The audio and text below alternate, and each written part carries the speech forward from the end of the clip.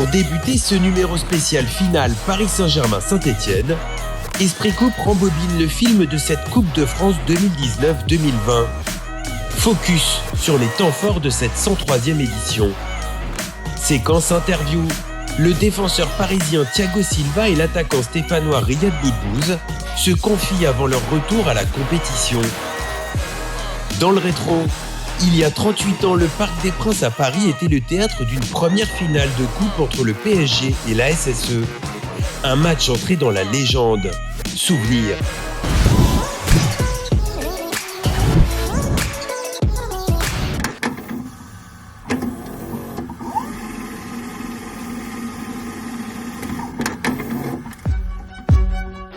Débutons notre périple à sensation dans le Pas-de-Calais où le FC Berton a écrit la plus belle épopée de son histoire en se hissant au 7e tour, devenant ainsi à ce stade le dernier club de district encore en lice. Entré dans la compétition dès le 25 août dernier, les 100 et or ont notamment sorti Longo, club de Régional 1. Là on a bien profité de la semaine qui précédait le match, là on a profité pendant le match, on n'a rien à regretter, on a fait ce qu'on pouvait. Belle histoire que seule la Coupe de France sait nous offrir.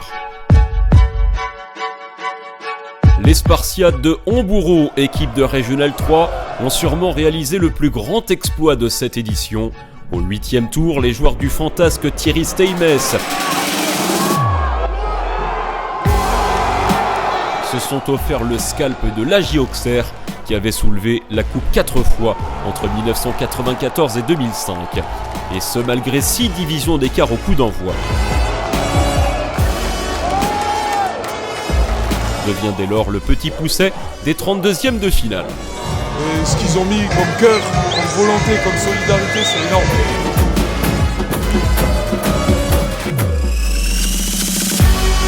Bravo les mecs, bravo, c'est grand, c'est grand. Au tableau des 37 surprises depuis le 7e tour de Coupe de France, un petit peu d'exotisme avec la jeunesse sportive saint-pierroise. Les Réunionnais d'Eliott Grandin représentent le seul club ultramarin dans le tableau final. Tombeur des Chamois niortais, équipe de Ligue 2 en 32e de finale. Une performance qui leur vaut d'égaler les Guyanais de Kourou, 16e de finaliste 30 ans auparavant.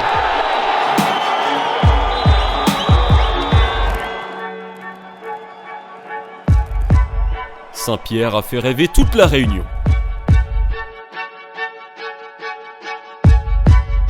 Malgré une histoire récente, le FC Limonest Saint-Didier franchit les échelons à vitesse grand V. Je suis plutôt rassuré dans ce genre de match, ils sont capables d'élever leur niveau.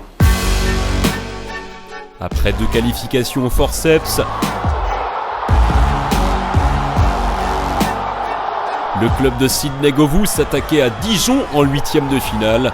Dernier club de National 3, les joueurs de Nicolas Pinard ont livré un match valeureux face à une Ligue 1, mais le football est parfois cruel. Terminons notre tour des surprises dans le Nord-Est. Destin croisé pour Belfort et Épinal, engagés dans la même poule de National 2 en championnat. Distant d'une petite centaine de kilomètres, les deux équipes ont réussi la même épopée en coupe avec un quart de finale. Mieux encore, ils ont tous deux épinglé une Ligue 2 et une Ligue 1 à leur tableau de chasse.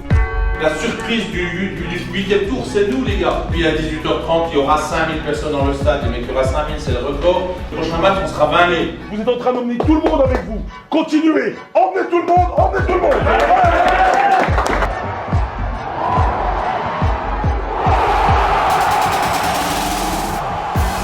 Les Lions belfortins, après avoir sorti le Gazélec Ajaccio et Nancy, ont créé la sensation en éliminant Montpellier au tir au but.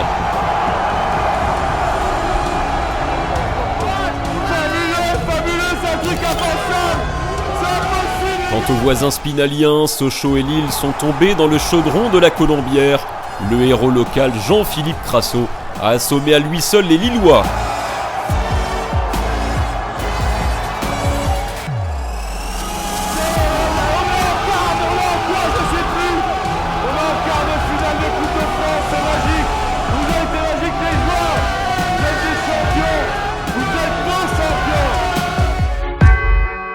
L'aventure des deux clubs s'arrêtera en quart de finale. Il faudra le tenant du titre, le Stade Rennais, pour stopper Belfort aux portes du dernier carré.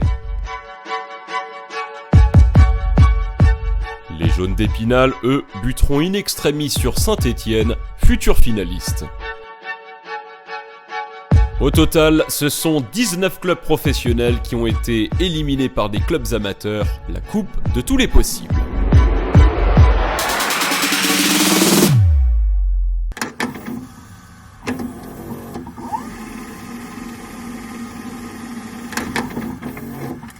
En marquant son premier but en professionnel contre l'Inas Montlhéry en 32e de finale, Adil Aouchiche est devenu à 17 ans et demi le deuxième plus jeune buteur de l'histoire du Paris Saint-Germain. Tout fraîchement majeur, il a décidé de quitter la capitale cet été, un nom à retenir. Véritable révélation de cette Coupe de France, Ryan Cherki a d'abord inscrit son premier but en professionnel lors des 32e de finale contre Bourg-Péronat. À cette occasion, il est devenu à 16 ans et 140 jours le plus jeune buteur de l'histoire de l'Olympique lyonnais. Au tour suivant, la pépite rhodanienne a marché sur Nantes en inscrivant 2 buts, réussissant 2 passes décisives et obtenant même un pénalty manqué par Moussa Dembélé, époustouflant. Lui aussi a ouvert son compteur but en professionnel lors de cette édition de la Coupe de France, et là encore face à Bourg-Péronat. Entré dans la rotation dans notre jeu lyonnais en 2020, Maxence Cacré incarne le futur de l'OL. Formé à Lorient, cet attaquant puissant qui vient de fêter ses 23 ans a été l'un des grands artisans de l'épopée d'Épinal en Coupe de France. Auteur de 8 buts dans la compétition, Jean-Philippe Crasso a à lui seul fait tomber Lille et craquer Saint-Étienne, qu'il a engagé cet été. Les buts avec les Verts sont d'ailleurs saisissants. À seulement 18 ans, ses parades ont marqué les esprits. Décisif contre Nancy et Montpellier en stoppant 2 pénaltys, le gardien franc-comtois Eddy Ellinger a longtemps retardé l'échéance face au Stade Rennais, de quoi susciter les convoitises cet été. Auteur d'une excellente prestation contre Dijon, le latéral gauche de Limonest Saint-Didier a affiché une palette impressionnante. Passeur décisif, frappe repoussée par la barre, vitesse et technique, Nathan Tanard a signé il y a quelques jours à Bourg-Péronat en national.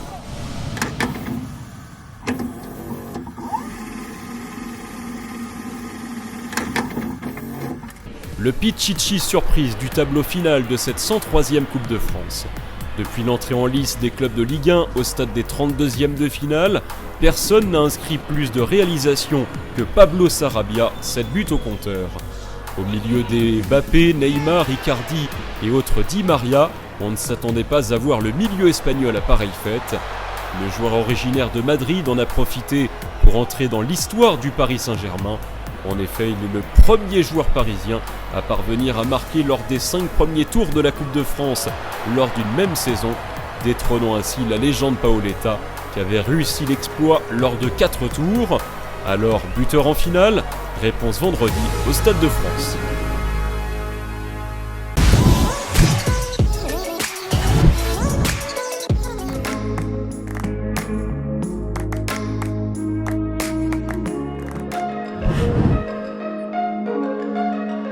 C'est une coupe qui à mon avis, c'est historique.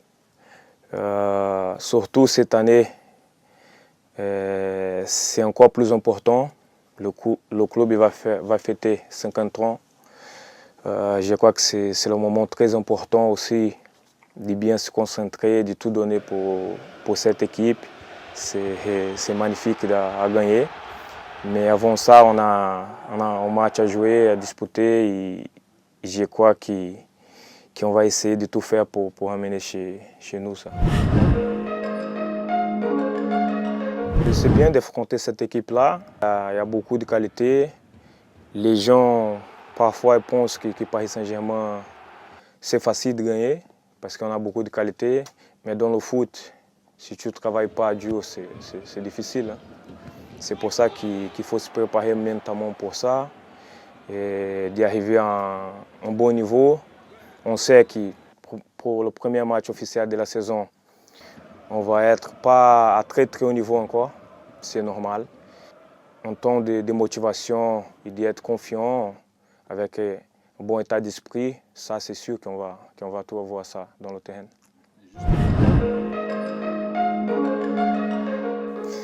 Je ne regarde pas trop des numéros, des choses comme ça, mais c'est vrai que c'est important.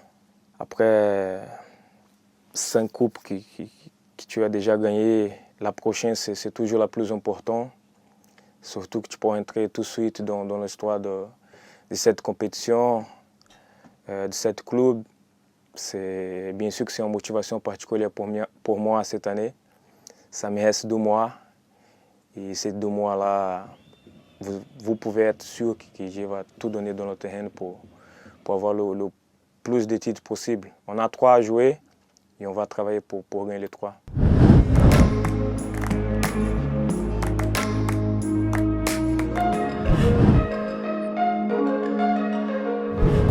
En folie, tout le stade sur le terrain et voilà, la qualification et surtout un soulagement après une saison difficile. Et là, tu rentres, tu marques et tu vois tout le monde descendre, ça va trop vite et on va dire, je suis assez choqué tu vois, ça va vraiment trop vite et c'est fantastique ce qui se passe à ce moment. Ça va faire très bizarre. Après, il faut se dire que c'est 90 minutes. Et derrière, il y a une coupe. Il y a une qualification d'Europa League si possible. Donc ça serait très bien de gagner cette coupe. C'est difficile toujours pour les joueurs de jouer sans leur public, surtout pour un événement comme ça. On sait que l'appui de notre public dans un stade comme ça nous aurait beaucoup aidé. Mais aujourd'hui, la situation fait qu'ils ne vont pas être là. Faudra tout faire pour gagner ce match, pour leur ramener la coupe, pour la ramener au club, pour tous les gens qui aiment ce club, pour nous-mêmes déjà. Comme je t'ai dit, on a pu galérer la saison dernière et ça serait bien de la ramener. Tu veux qu'on dise quoi sur Paris, on connaît, c'est une armada offensive, c'est une grosse équipe. Et que voilà, pour arrêter des joueurs comme ça, il faut être en super forme et il ne faut pas faire d'erreurs parce que souvent ces matchs-là, les petites erreurs, tu les payes cash.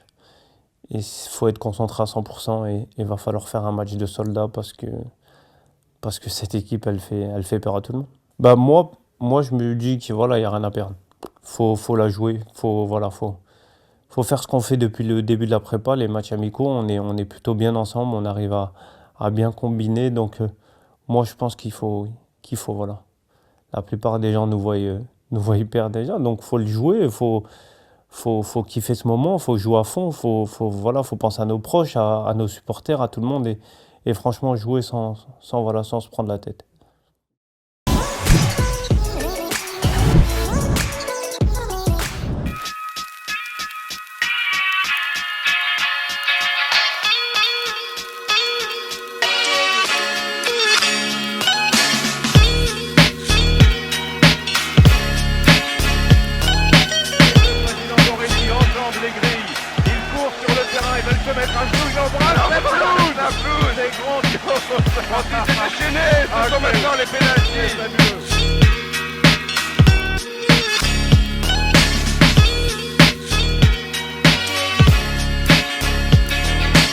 Le premier titre, je dirais, du PSG, c'était aussi pour moi un match particulier aussi.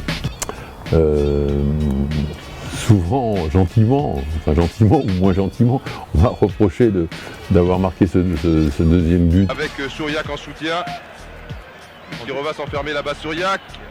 À Rocheteau, et but, égalisation de Rocheteau, égalisation de Dominique Rocheteau. Oh là là, extraordinaire, alors que... Oui, on jouait, le temps réglementaire était terminé, c'est important, depuis 15 secondes. Qui a permis d'aller au penalty, de gagner cette coupe. Mais bon, c'est comme ça, hein, c'est la vie d'un joueur. Voilà donc sous vos yeux, Dominique Battenet, capitaine de cette équipe du Paris Saint-Germain. La caméra au sol, puis Robert Herbin, l'entraîneur des Verts. Il y a l'histoire, parce que les titres, hein, c'est important, ça reste. Et oui, monsieur Rocheteau, la vie d'un joueur, elle est d'abord rythmée par des exploits. Et ce 15 mai 1982, le Paris Saint-Germain en réalise clairement un pour la première finale de coupe de sa jeune histoire. Avec caractère, le club de la capitale a résisté toute la première période durant à la hargne du décuple champion de France stéphanois. C'est très bien joué pour Rocheteau, Catalina qui sort. Felario, ce premier poteau, tête de rep. Eh oui. Le début du deuxième acte est marqué par ce débordement d'Ivica Suriak, suivi de ce centre repris victorieusement par Nabatingue Toko. Rocheteau derrière, attention à Toko, il y est. But de Nabatingue Toko. Au Parc des Princes, le PSG mène 1-0. Est-il alors déjà là le premier titre de l'histoire parisienne? Un certain Michel Platini ne l'entend pas de cette oreille. Et Platini, de Michel Platini. Pour sa dernière sous le maillot vert, l'international tricolore montre pourquoi il est l'un des joueurs les plus en vue de la planète. Revoilà les verts out. Place à la prolongation, le portier ne peut alors rien devant la finesse et la justesse de Platini qui signe un doublé juste avant de filer à la Juventus. Et là, c'est la voici la faille pour Platini et but. On se dit alors que la 65e Coupe de France va de nouveau rejoindre la Loire jusqu'à cette 120e minute si chère à Dominique Rocheteau. À Rocheteau et but président Borelli enjambe les grilles. Il embrasse la pelouse, c'est grandiose. Le Parc des Princes est envahi par la joie, mais il reste cependant une séance de tir au but à disputer. Serrée, celle-ci bascule finalement en faveur du PSG 6-5 lorsque Christian Lopez bute sur Baratelli. On voit Francis Borelli les mains jointes, il est en pèlerinage. Le tir final de Jean-Marc Pilorget clôt les débats et ouvre ce palmarès du Paris Saint-Germain si consistant de nos jours. De la Coupe de France, c'est terminé, victoire du PSG, Francis Borelli qui est à ses côtés. Clairement inoubliable. Le PSG de disputer la saison prochaine, Coupe de France, et voilà.